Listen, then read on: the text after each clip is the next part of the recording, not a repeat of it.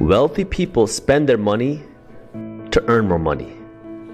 The majority of everyone else spend their money to buy things, which makes everybody else around them rich.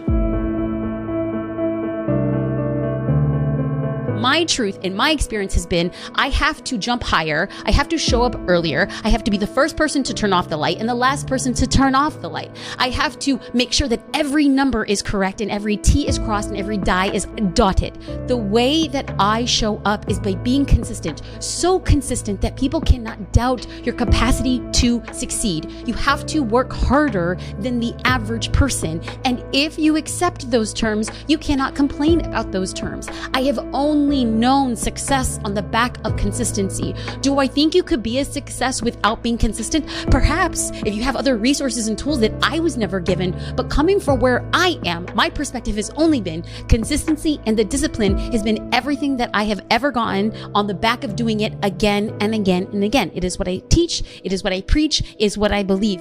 You can't be afraid to be vulnerable, because when you're vulnerable with somebody, about 95% of the time, they'll reciprocate in kind. And when both sides are vulnerable, that forms a connection. And that is a way that I found all the time. Or also another one is, tell me your story. Everybody loves to tell their story. And I'm just naturally a curious person, so I love hearing. That never bores me. So it's really the power of one-on-one relationships. We're all given 24 hours in a day. So the difference between somebody who becomes successful versus somebody who does not is now what input you put in those 24 hours.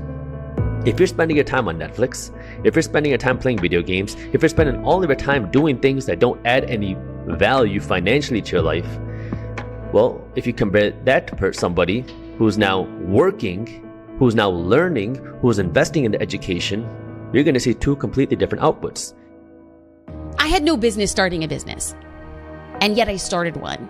And I have found ways to create and make and sustain multiple 7-figure revenue streams. And while that may or may not be the case for everybody else, I strongly believe that every single business owner, once armed with what they know how to do, and once armed with the marketing, and once armed with the discipline, and once armed with the consistency, that they too can build a 6-figure revenue stream. I believe that with every fiber in my bones. Can you deliver on the promise that you are making? Can you sustain those customer relationships? Because if then, I believe hands down, you can create a 6-figure revenue stream. And in America, if you are creating a 6-figure revenue stream, you are in the 1% of the 1%. And I think to myself, as a person who received government issued food and substances, I went to college on the back of government aid. I was the recipient of people's benevolence and taxpayers' money for me to go back and give back to a community. I think to myself that my business has become a passport for me to move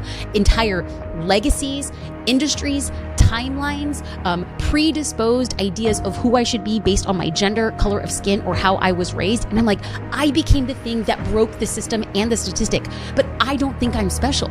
I believe everybody can do this. And so on the days that it becomes very hard, I think to myself, you have the passport. Are you going to keep it for yourself, or are you going to help other people get out too? On the days that are the darkest, I always think to myself, can you help one person get a passport today? And that's the thing that continues to keep me pushing forward. You know, one of the things my dad always said is the key is when the world hands you a sack of sour lemons, the objective of the game is to turn it into sweet lemonade. I'm going to give the advice that I heard my 3rd year of business. I was sitting with a group of other photographers who were farther in their career, and I had always found a way, even though I couldn't afford to get educated specifically in photography room because there was very high ticket experiences, I would find a way to leverage what I thought I was good at in exchange. I'm a firm believer in bartering. Bartering is my favorite thing. And so I realized that while I'm not necessarily a copywriter, I wouldn't classify myself as like a writer. I had a blog at the time. I still have a blog, but at the time I was blogging every single day, and other photographers started noticing the quality of work that I was doing. And so I found a photographer in my area. I was living in Los Angeles at the time, and I said, hey, would I be able to go to your event and write a few blog posts about your event? And in addition to, if you let me come, could I also write your bio, like for your website? Because I gave like a little preview. I was like, his bio was just like, great photographer, love my camera. And I kind of wrote just like the first paragraph of what could be his bio based on things that I had read about him on the internet. And he was just like, yes. So I got into this room, and what he said, I felt like it just pierced my heart. And this is the thing that I will tell everybody again and again. He said, jump and the net will appear. And it was the first time in my entire life that I had ever heard somebody speak so brazenly about taking a risk. Again, who I am now as a risk taker is so different than who I was when I began. And the way that you strengthen that risk muscle is by taking risks. I built a high performance team as we were getting going, right? And that's the most important job of any CEO. And I really believe that the organization, the company with the best people wins. And the key is how do you get them working together as a team, right? You know, the way I believe in that is you've got to have a North Star, a noble cause. You also need an enemy. Because, you know, that stops the water cooler talk, nothing gets the blood stir. You know, in the United States State Department, we call it an adversary, but in business, we call it an enemy. And then the third thing you need is you need a plan. And with all these companies that I had the good fortune to build and these different organizations I ran, we would always have a playbook. And that's basically the vision, the mission, the values, the team rules, long-term goals, strategy, all boiled down to execution. So it really was a way to maintain alignment and a tremendous tool when it comes to scaling.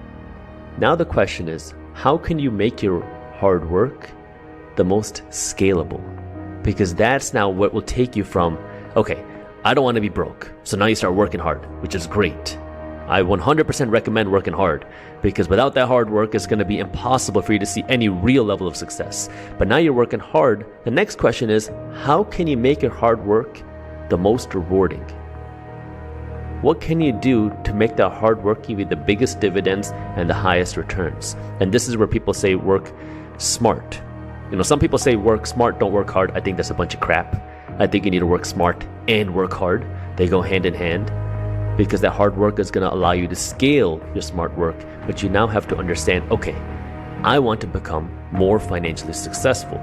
So now, how do I do that? What is the financial education? What am I working for? When I make more money, what am I going to do with this money? Where am I going to invest it? How am I earning this money? What can I do in terms of taxes to protect my wealth? What can I do with my investments to scale them? What can I do to build an asset? What can I do to build a business? What can I do to scale the assets that I do own? So now you start asking these questions. And I know this is getting very deep in some of these topics, but it all starts with that mindset of believing that it's possible for you. Because if you don't believe it's possible for you, you're right. But if you believe it's possible for you, you're also right. And whatever your belief is going to change what output you take. Wealth is mindset before it hits your bank account. And when it comes to the differences between the rich and the poor, it doesn't start with how much money you make. It doesn't start with what degree you have. It doesn't start with who your parents are. It doesn't start with what background you have. It starts with what mindset you have. And this is really the root of wealth. Oftentimes, the person who stops you from running the marathon is nobody else but you.